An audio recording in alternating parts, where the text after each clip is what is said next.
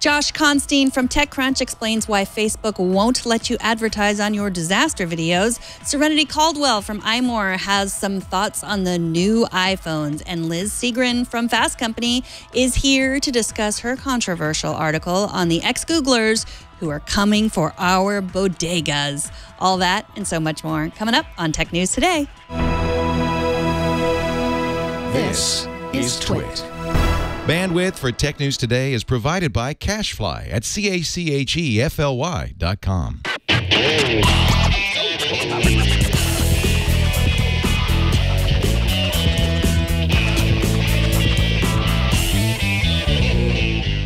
This is Tech News Today, episode 1852, recorded Wednesday, September 13th, 2017. This episode of Tech News Today is brought to you by Rocket Mortgage by Quicken Loans. Home plays a big role in your life. That's why Quicken Loans created Rocket Mortgage. It lets you apply simply and understand the entire mortgage process fully, so you can be confident that you're getting the right mortgage just for you. Get started at rocketmortgage.com/TNT. Hello and welcome to Tech News Today. This is the show where we talk about some of the biggest tech news stories with people, journalists who are passionate about writing about technology, and they're passionate about technology too. I'm Megan Maroney. Jason Howell is at Mobile World Congress Americas. So let's get right to the news. Today, Facebook announced formal rules around what content is eligible to earn revenue. Joining us to discuss what Facebook accepts into the program and what they've banned is Josh Constein from TechCrunch. Welcome back to the show, Josh. Hey, thanks for having me. So let's start first with what Facebook content can be monetized. Who gets to monetize their content? So basically publishers, video creators, instant article publishers, and outside websites can use Facebook's different monetization tools. So that includes things like video ad breaks that get inserted in the middle of videos, ads that get hosted inside of the instant articles that Facebook actually keeps inside of its app, and also the Facebook Audience Network, which is basically like the Facebook ad network that's powered by all of Facebook's targeting. And you can promote and monetize almost any kind of content except for this set of new things that Facebook banned today. Okay, so what? It's an interesting list. What have they banned? So we got tragedy and conflict, which is anything with like real world tragedy, terrorism, natural disasters.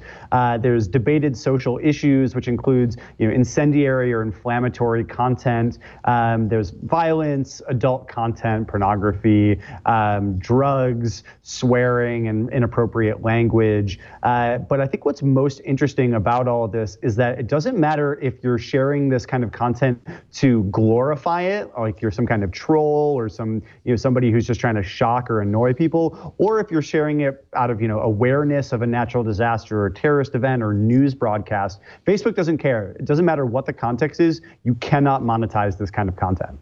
So what about like drugs? It says you can't have content about drugs. What if I decide I'm going to produce an anti-drug video, with an egg or something on a pan? Can I monetize that, or is that considered drug content? Yeah, even if it's something that's designed to like discourage something happening in the world, you still can't monetize it. Because the idea is that Facebook wants to avoid the brands and clients that it works with as advertisers from having their integrity jeopardized by having their content placed and their publishers placed next to ads that people don't want. So basically, if you're a brand and you're trying to advertise on Facebook, Facebook wants to make sure you're not going to get put on anything that would make it seem weird. Like, for example, sure, like a broadcast about the hurricane in Florida recently, that seems like pretty innocuous. But if you're a brand that sells umbrellas, it might seem really insensitive if you actually advertise on a news broadcast about the hurricane. And so Facebook's trying to protect against that and also protect that family-friendly content feel that you get on the social network. So in some ways, they're sort of trying to protect brands from themselves, because that's what we always see, like on Twitter, especially when a brand takes advantage of some sort of, something that happened, some tragedy, or, I know there were a lot of people when gay marriage was legal. There were all these brands that were suddenly, in rainbow colors, and it was kind of seen as distasteful. It wasn't a tragedy, but it was like you're making money off of this thing and just showing off your brand. So maybe they're protecting brands from themselves. Yeah, they're definitely protecting brands from themselves, but at the same time, any type of incentive that you put in place is going to change the kind of content that gets produced. So if Facebook isn't going to allow you to monetize content about social justice issues, whether that's gay rights or Black Lives Matter or very important social issues, or something about like terrorism or a natural disaster, Facebook just doesn't necessarily want that content on its site because it knows that it's polarizing. It knows that it stirs up some people. It might not necessarily be appropriate for everyone in the family. And so Facebook, just by saying you can't monetize it, is going to implicitly cause less of that content to occur. And so while it's not purposefully censoring that content directly, it may cause publishers to self-censor and say, hey, let's do our news broadcast about feel-good topics where we can actually make money on them. So like anyone, if I've been posting about social justice or anything, like I can continue still doing that. My monetization plan for my life is not my Facebook videos. But what you're saying is that, a news site, a journalist, not my personal site, but a site, maybe even like us, like Twit. Like if we're not going to talk about politics so much and post those videos on YouTube if we're trying to make money off of them. Yeah, exactly. For normal people, this isn't something they're going to have to worry about. You're going to be able to post whatever you want to your Facebook profile. Facebook's not banning discussion of any of these topics. What it's saying is that if you're the kind of person who's making new shows for the Facebook Watch original video tab, or you're a big news outlet who publishes articles, you can still do that and discuss these topics, but you just can't make money off of them. But what happens when you do that is you just implicitly push the content in a certain direction. And Facebook is really reeling from all of the accusations after after the election, where it was thought to have influenced the election negatively. There's new reports coming out that Russians bought ads that were designed to sway political voters. They even hosted and promoted events on Facebook. And so Facebook is very sensitive about this right now, because it doesn't want to see suddenly that advertisers think, oh my God, there's all this propaganda, there's all this political talk, all this polarizing content. We don't want our ads on there anymore. And so this is definitely something where Facebook is trying to protect its own bottom line. And by doing that, it is slipping much closer to becoming a media company. Facebook has always said that it's a technology company, and that's good for it, because if you're a tech company, you can't be held liable for the content that gets posted on your social network. That's just part of the U.S. law, that it doesn't matter, as long as you're a tech platform and you're pretty agnostic about what gets uploaded, you can't be held responsible. But a media company that chooses what gets shown on its site, they can be held liable if they post something that's against the law. And so I think Facebook here is treading much closer to being a media company, because it's making what is akin to editorial decisions just by making these incentives about what is and isn't monetizable. Exactly. I mean, yeah, they sound a little bit like my grandmother, who used to say, like, no politics at the dinner table, no religion, no politics at the dinner table. Everybody be nice to each other. And that's not what Facebook really is. Yeah, I think that the problem here is that while these are things that maybe a brand doesn't want to have next to them, and maybe they're not necessarily always acceptable for all ages of people, the problem is that these are critical topics for us to be discussing. Like social justice issues are things that the world really needs to hear about. And if there's a reason why people aren't going to post about that stuff on Facebook, it could have a significant effect on what the discourse is in our country and in our planet. Does YouTube have these same rules? YouTube does have some pretty specific rules around what isn't monetizable, and I'm not exactly familiar about the specifics, but they definitely don't allow anything with a hate speech in it or abject violence. But I think the more social justice type stuff, where it's not necessarily something that would get your movie slapped with an R rating, for instance. It's not nudity, it's not graphic violence, but it's just stuff that not everyone is always comfortable with, or that it can be polarizing. That's the kind of stuff that Facebook is saying isn't necessarily allowed. And I think YouTube has been a bit more lenient on that.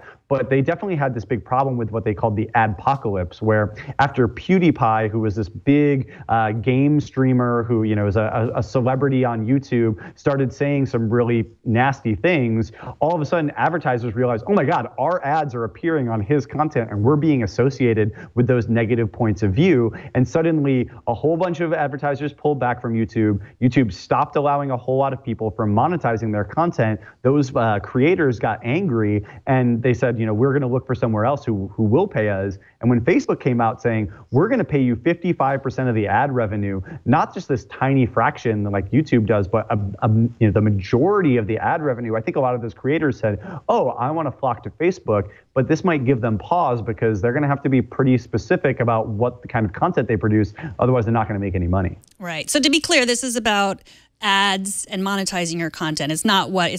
They have completely different community guidelines for what you can post and not post. This is specifically ad guidelines if you want to make money off of your stuff. Exactly. In terms of what you can and can't post on Facebook, you can't post hate speech, you can't post nudity, but you can post, sexually suggestive content. You can post things that discuss debated social issues, but now you can't monetize them. And so I think as long as people understand that, it's going to be all right. But I worry that people are going to get caught up and say, oh, this is Facebook really censoring content. It's not. They're not directly censoring content, but that's the crux of it. The subtle problem with this is that over time, if every publisher has to choose, well, I can make a movie or I can make a video about these civil rights protests, or I could make a video about puppies. They're going to say, oh, well, the puppies one I can make money on, and that's going to subtly shift the discourse in that kind of sterile direction, which isn't going to get us anywhere in a world where we really need to address the hardcore social issues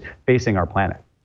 Well, Josh, thank you so much for joining us. Josh Constine is an editor at large for TechCrunch and can be found at Josh Constine on Twitter. Will you be at Disrupt next week?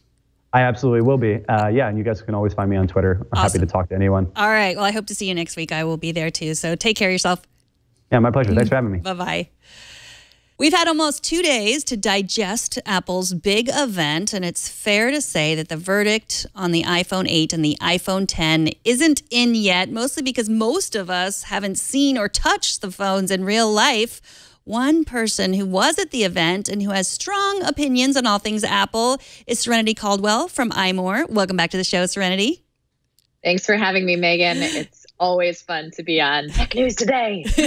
Well, thank you so much. So, I want to get to your experience going down the stairs and being in the hands-on. But first, I want to ask you, why do you think the iPhone 10 is so expensive? I honestly think it's almost entirely to do with the new Face ID camera array. I mean, the technology that's gone into that thing.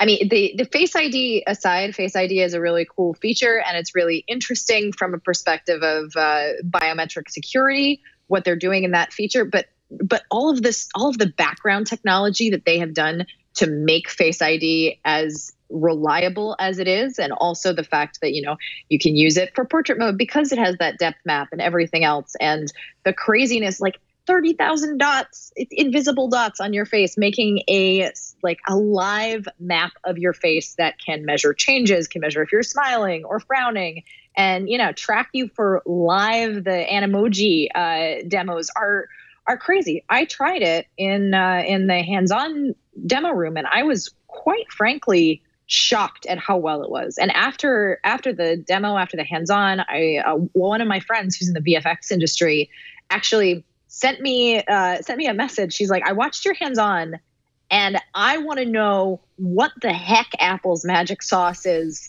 to track faces that well without any extra gear, because once we figure this out, this is going to be game-changing for the VFX industry in terms of like previs, in terms of everything else. And I think they're absolutely right. It's a tremendous, monumental amount of technology that they've shoved into the phone. So the OLED panel obviously is costing money. The fact that they have a much better rear camera telephoto telephoto lens with f2.4 instead of f2.8 aperture, so you get better low light photos. That's really important. But I honestly think it's the front-facing camera array. Like that is a lot of really, really impressive tech in a small space.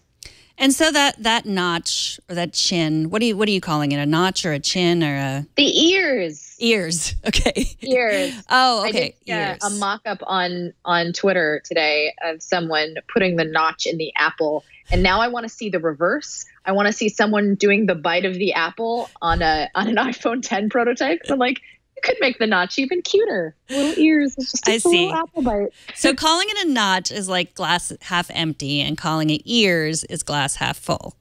Yeah. It just makes it a Mickey Mouse. So sure. Do you think you get used to it? I mean. Oh, yeah. Yeah. I honestly got used to it. The watching video is a little weird. But as I discovered when I was playing around with it, you can double tap on the screen and it will actually change the aspect ratio. So it will go from sort of this slightly zoomed in look to regular 16 by 9, which removes kind of the ears. And it just makes it look like a regular bezel, honestly. It makes it look like it has a top and a bottom. People are like, oh, you have horizontal bars, and how weird is that? And I'm kind of looking at my existing iPhone 7 Plus, and I'm thinking, I already have horizontal bars. They're called the bezel.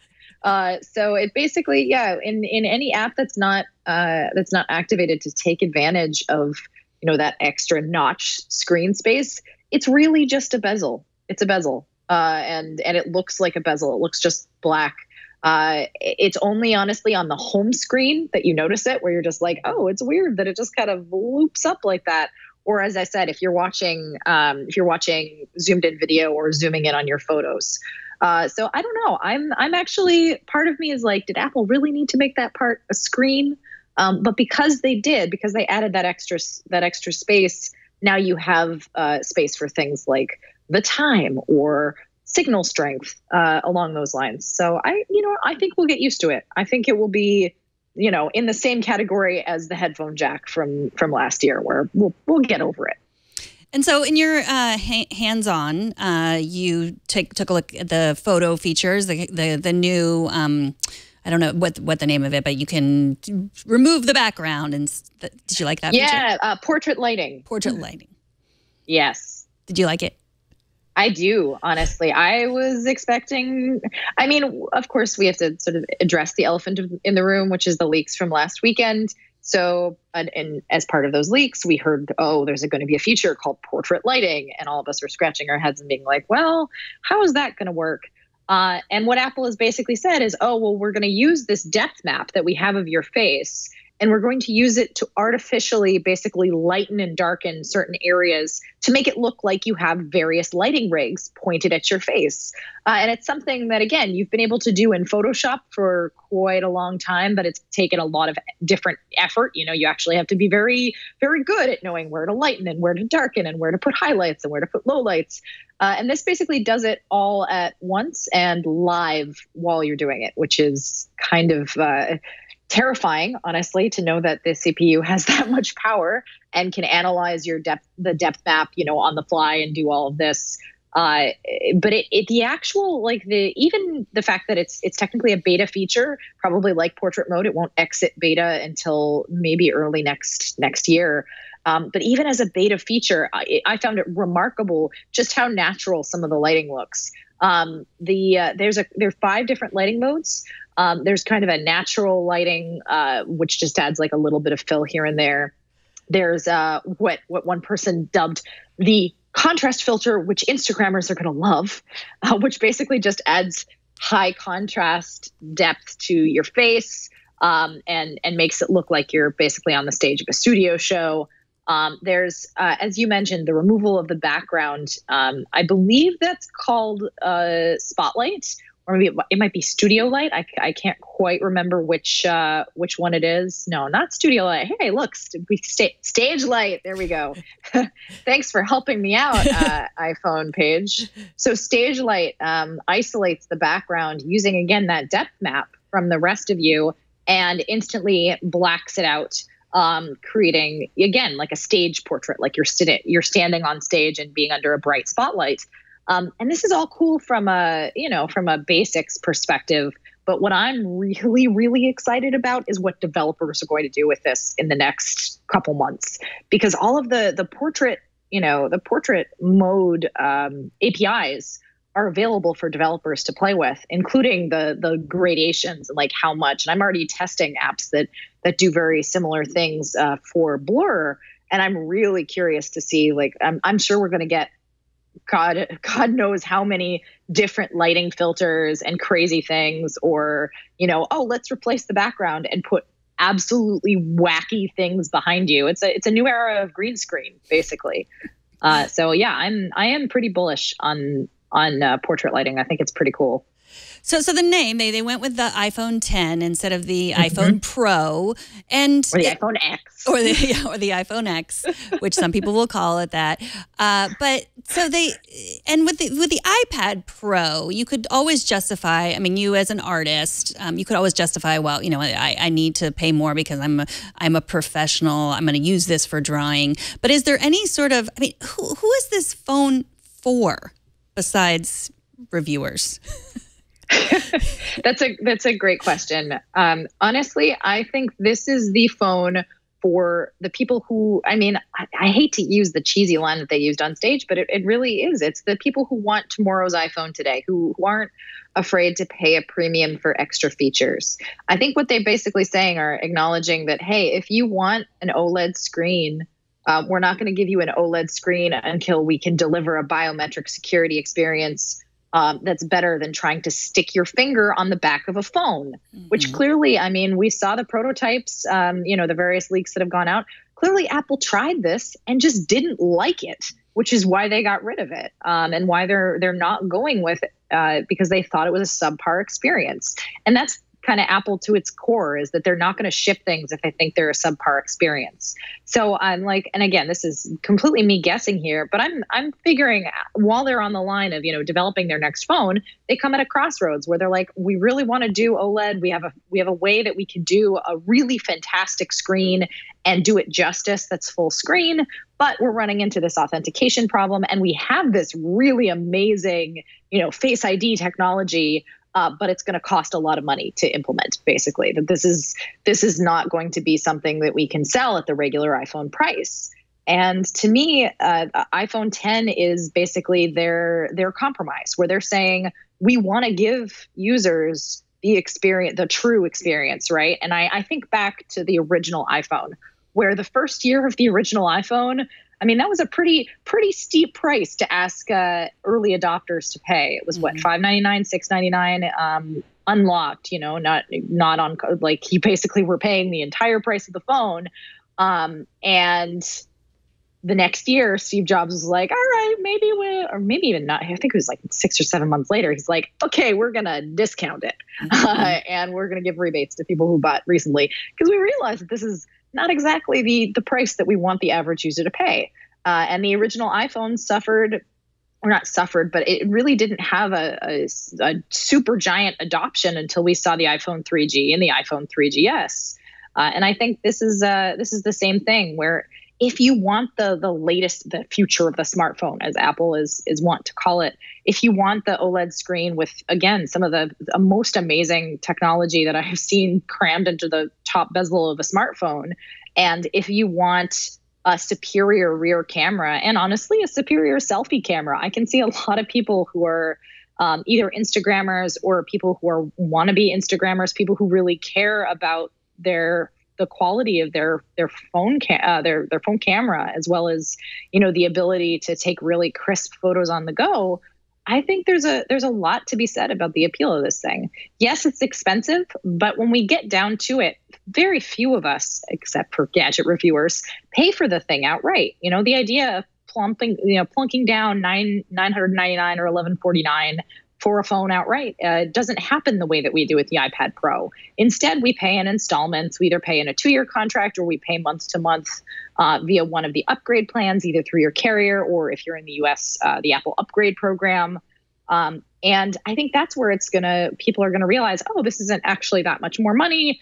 For an iPhone 8 Plus, I might be paying like $34 a month under the upgrade program. And for an iPhone 10, I might be paying closer to like $45, $50 a month. So if they can, if they can justify it to themselves being like, yeah, I guess I can go out for dinner one less time per month and then afford an iPhone 10, I think that's a lot easier for people to swallow. Mm-hmm. But you're right, Megan, like this is a phone that is not for everybody. It's not priced for everybody because they simply can't make it work. And that's why the iPhone 8 and the iPhone 8 Plus still exist, because there has to be this in between until Apple can get the component costs down to where they want it to be to sell this kind of a phone to everybody.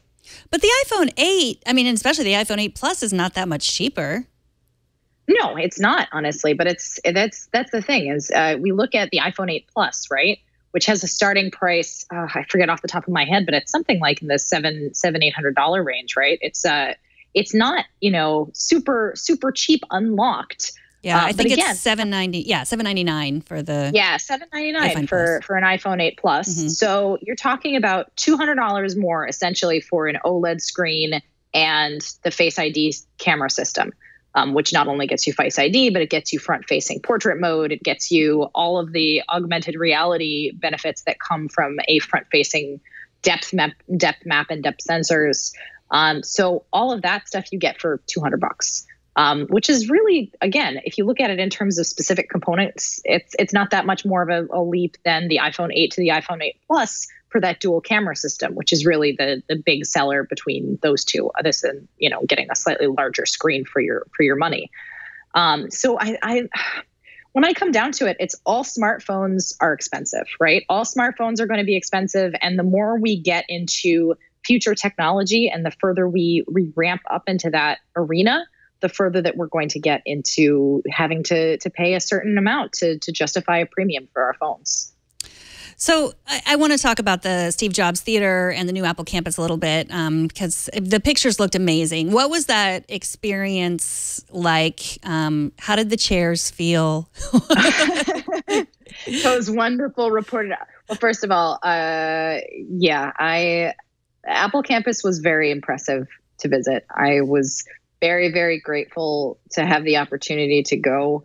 Obviously, there are only so many people who can fit in that theater, and iMore has a lot of talented people. So I was happy to get the invite, happy to be able to experience the campus in progress as it was. The Steve Jobs Theater, I think the thing that really stands out to me is I used to work for Apple Retail. So I have kind of a firsthand knowledge and feeling about Apple's architecture and the way that they design buildings, the way that they design their products to work in and around buildings.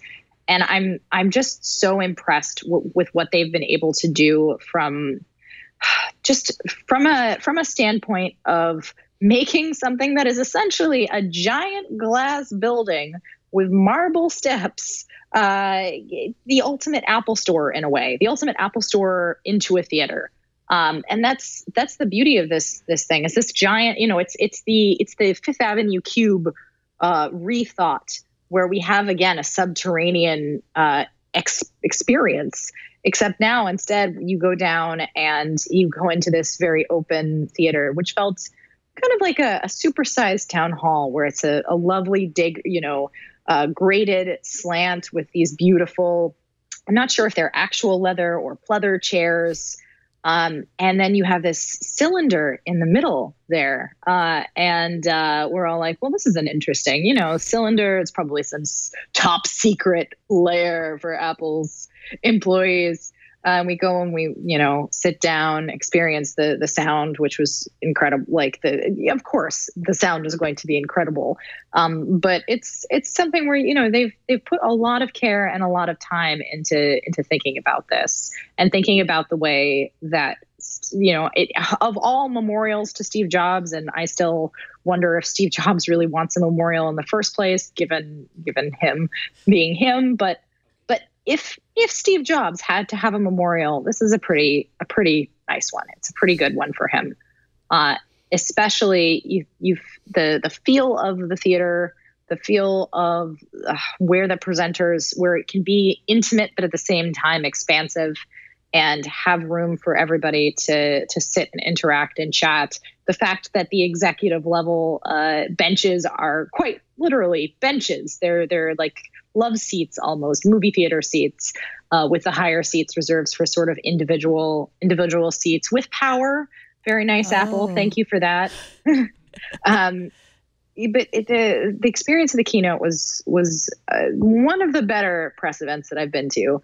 And then I think the really nice thing is you come up the stairs after the event, and this giant cylinder that you've noticed in the middle of the room has actually shifted, like a Disney attraction, basically. To the wall removes, and it reveals a gigantic hands-on area in the subterranean, lobby, basically. So there's no rushing to stand in a queue to get, 20 at a time to go see the new iPhone in a small huddled space. Instead, you have this very airy, very expansive space where Apple can set out their gadgets and let people mill it well.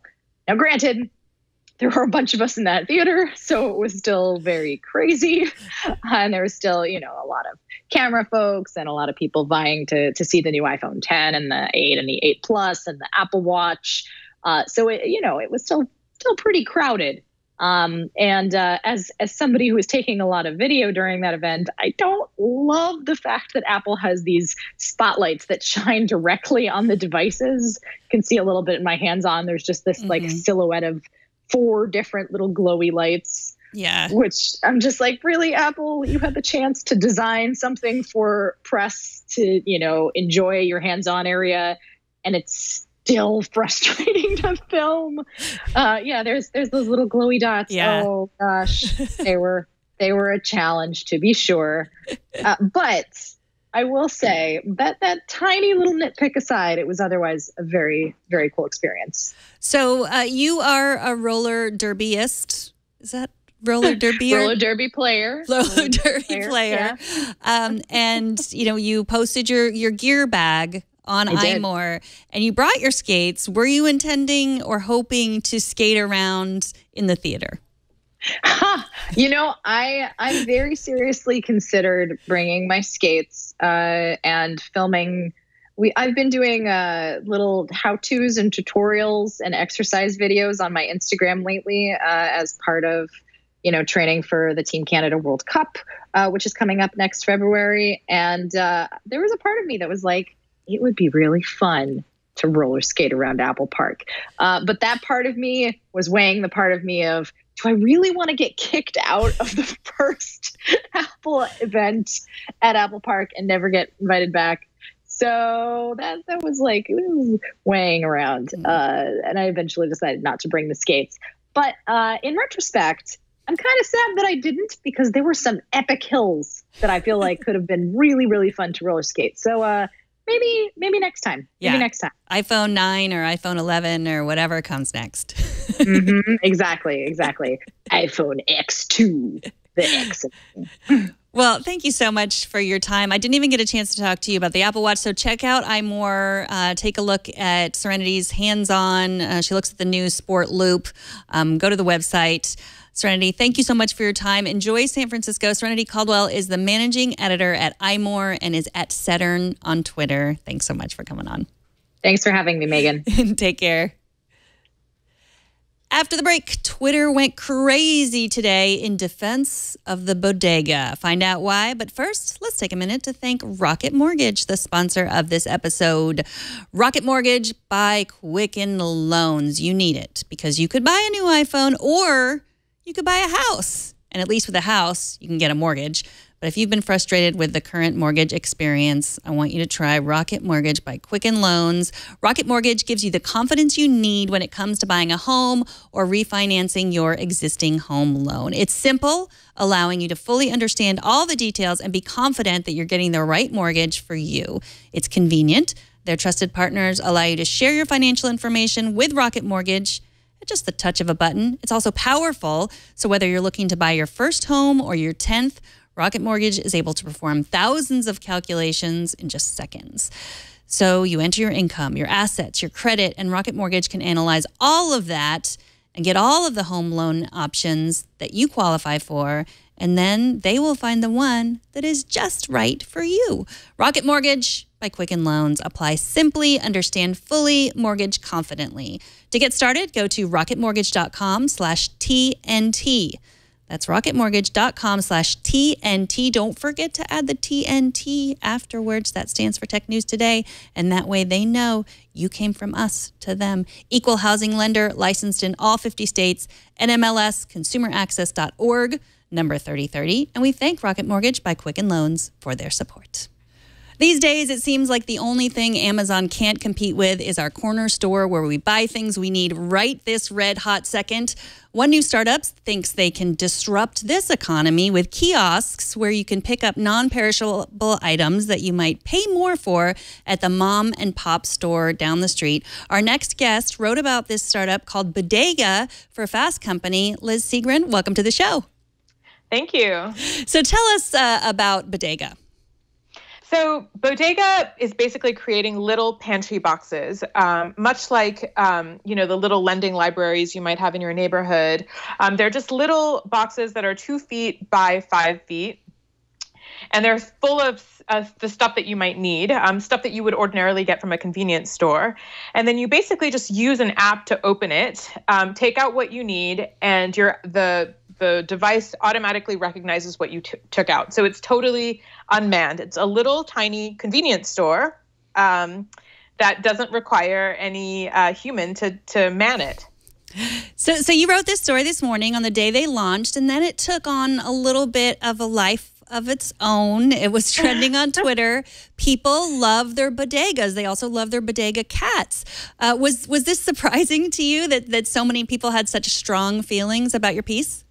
Yeah, it was surprising how vast the reaction was. I mean, when we were talking about it in our newsroom before I wrote it, a lot of us had pretty strong reactions at Fast Company to it. First of all, calling it bodega, which is a very culturally specific term that's used by immigrant communities for a very beloved space, seemed wrong. But then also using that name for a product that could put a lot of those bodegas out of business seemed even more insensitive. So clearly we had a strong reaction to this. So when I was reporting the story, I decided to ask them about their name. And then I also went out to various people who own bodegas and who are in charge of bodega associations to see what they thought. And so I put all of that into the story, and then it exploded today. I mean, I think everybody had the same reaction that we did, that there's something really problematic under the surface here. Yeah, it's so interesting because Mike Murphy from Quartz, who we have on the show often, also wrote a piece similar to yours, but he mentioned that maybe it wasn't the best idea to use the word, to call it bodega, but he didn't really take that angle at all. And, it was a very different reaction. What I loved about your piece is you specifically asked the creators, you asked them this question. It wasn't like you just sprung this on them. You asked, does it seem strange that you would use the word bodega, and tell our audience how they responded to you. So I asked Paul McDonald, the CEO and the founder, and he said, no, he didn't think that it was a problem. He understood where I was coming from, but he said that they did a survey in which they talked to people from the Latin American community, and 97% of them had no problem with it. And so that was kind of the end of the story for them. And so that really raises a lot of questions about who they were asking. And it sort of, it makes you wonder whether they're really talking to many people who live in communities where there are bodegas. It didn't sound like they talked to many bodega owners. It seems like, they were sort of isolated from the very communities whose names they were appropriating. Mm-hmm. And so, I mean, it's not that different it's a vending machine. It's not Right. it's not like the service itself isn't really that shocking or different. It's not that different than Fresh Direct or we used to have Cosmo back in the 90s. It was a service that in San Francisco where you would just go on a website and they would bring you whatever you wanted in an hour, and no one really said you're replacing the mom and pop store. How much of this how much of the response on Twitter do you think was the fact that they are ex-Googlers? And I believe that was in your headline as well. Do you think people are feeling not so great about Google right now? I don't think it's that at all. I honestly think that it has everything to do with the name, and I think that because there are so many other companies that are eating the lunch of the bodega owners, right? I mean, we're talking Amazon in New York. There's Fresh Direct. People are okay with using these services, even though they're killing off bodegas. It was really the idea that they would be so explicit about, competing directly with this particular institution, and then would appropriate the name. And also, it wasn't just the name, right? It was the logo is a cat, and there's this amazing meme of these bodega cats. And so it just seemed really insensitive because, these bodegas are special places. They're places where people, gather together. They talk about their day. There's somebody there who makes them a sandwich that they like. And then there are these little cats that live there that people love. And it was like they just appropriated the whole concept without thinking about the impact that would have. And so do you think that do you think it was more of a cultural issue, like using that word and that culture, and people have come here to support themselves? Or, do you think the same thing would have happened if Amazon had called itself Little Corner Bookstore? I think it's definitely a cultural issue. And I think that we, as a society, we've sort of been okay with having all these different companies come in and disrupt, jobs and disrupt institutions that we like. Think about Uber, right? It's the same concept. But, it would be as if Uber had used a racially charged, culturally specific term and just blatantly sort of gone after the livelihoods of taxi drivers while also appropriating some aspect of their culture. I think it was the combination of, the name and what they were trying to do that really ticked people off. I don't actually think that the Google part was central to people's angst here. Yeah. I do think that there were issues in the early days of Uber where they had names that sort of sounded like taxi and cab, and it was Uber Cab, I think maybe they were called in the beginning. Yeah, I think so. Yeah. Right. And then they fixed it, right? And they changed it. And so I guess one question that's going to come up now is whether whether Bodega is going to quietly change their name, or what the best thing to do about the name is right now. So Paul McDonald posted on Medium about sort of giving a half apology. Has he reached out to you, or have you spoken with him today? No, he never reached out to Fast Company specifically. So yeah, he sort of apologizes, but if you read the comments in the Medium post, there are a lot of people saying it was a sorry, not sorry kind of thing. But I do wonder if they will change their name at this point. Well, at the end of the article, they didn't say that they would, and they did say that they're thinking carefully about the reaction. But yeah, I wonder what they're going to do now. I think they're probably having some difficult conversations over there. Well, I think a lot of people are saying like, oh, it's just a vending machine. It's no big deal. Everyone's freaking out on Twitter. But I think it's time to freak out a little bit about these kinds of things. Like as we move into, we just try to disrupt everything without thinking, without talking to people. So I really appreciate you writing this, Liz, and thanks for taking the time. Liz Segren is a staff writer at Fast Company, and she is Liz Segren on Twitter. Thanks so much for coming on. Thank you so much. Have a great day. Bye-bye. Bye. And we got some feedback, Sean writes, regarding the conversation about discussing politics on TNT. Megan mentioned that many listeners have written in complaining about the discussion of politics on the show. While I completely understand the argument there, every day we are seeing major tech companies become more prominent in the political landscape, whether it's lobbying, more taking a public stance on political decisions. I think in all fairness, then it's a perfectly reasonable expectation to hear some degree of political discussion on a tech show, especially when these political discussions are impacted by or driven by the tech sector. Thank you so much for your email, Sean. I think that's a good feedback for today, especially considering what we talked about with Josh earlier about a lot of media just wanting us to not talk about controversial issues. TNT's fan of the day is Jeff, who watches us on Twitch.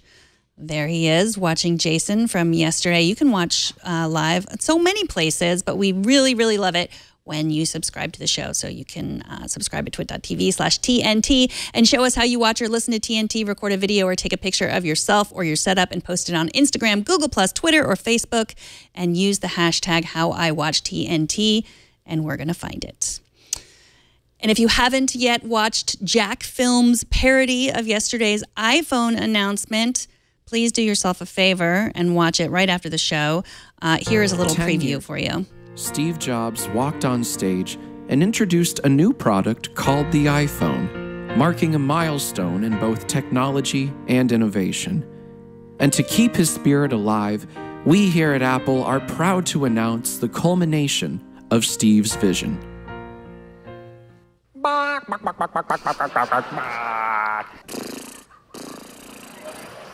Introducing the $1,000 emoji machine. This is what Steve would have wanted. Probably. The new iPhone X emoji comes in 2 new colors. You can't and afford it. All right. Well, I don't want to give away too much of it.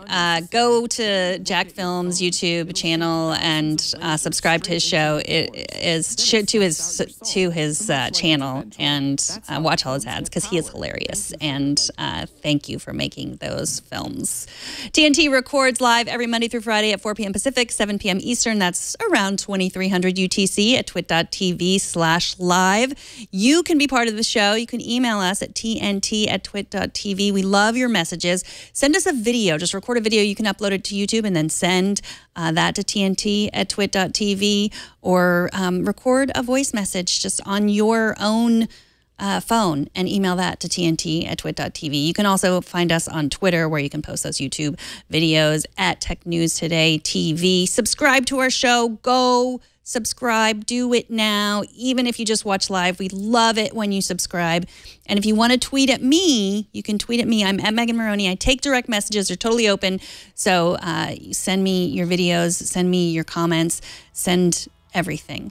And thank you to our technical director, Anthony. Thank you to Burke for helping out in the studio. Thank you to Kevin for editing this show, which we created originally in tiny little pieces. And Kevin has to figure out how to sew them all up together. And thanks to you, whoever you are, for talking tech with us today. Jason will be back tomorrow, and we will see you then.